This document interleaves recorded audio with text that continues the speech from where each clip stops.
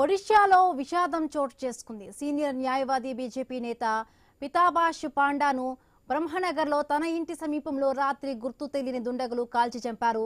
Panda road పక్కన నిలబడి ఉండగా బైక్పై వచ్చిన ఇద్దరు దుండగులు దగ్గర నుండి అతనిపై కాల్పులు జరిపినట్టు ఆరోపణలు ఉన్నాయి. పాండాను ఎంకేసీజీ మెడికల్ కాలేజీ హాస్పిటల్కు తీసుకెళ్లారు. అక్కడ వైద్యులు అతను చనిపోయినట్లుగా తెలిపారు. కాల్పుల వెనుక ఏదో ఒక కారణం ఉందని పోలీసులు అంటున్నారు.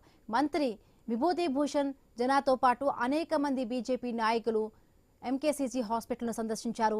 హంతకులను పట్టుకోవడానికి పోలీసులు గాలింపు చర్యలు ప్రారంభించారు. పాండా రాష్ట్ర బార్ కౌన్సిల్ సభ్యుడు మరియు ఆర్టీఐ కార్యకర్తగా పనిచేశారు.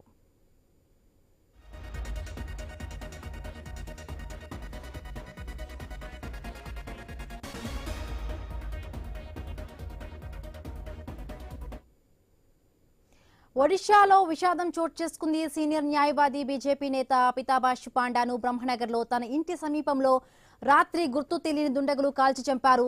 పాండా రోడ్డు పక్కన నిలబడి ఉండగా బైక్పై వచ్చిన ఇద్దరు దుండగులు అతని దగ్గర నుంచి కాల్పులు జరిపారు. పాండాను ఎంకేసీజీ మెడికల్ కాలేజీకి హాస్పిటల్కు తీసుకెళ్లారు. అక్కడ వైద్యులు అతను చనిపోయినట్లుగా తెలిపారు.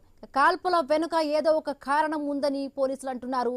మంత్రి విభూతి భూషణ్ జనాతో పాటు అనేక మంది బీజేపీ నాయకులు ఎంకేసీజీ హాస్పిటల్ సందర్శించారు.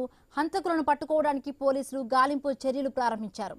పాండా రాష్ట్ర బార్ కౌన్సిల్ సభ్యుడు మరియు ఆర్టీఐ కార్యకర్తగా పనిచేశారు.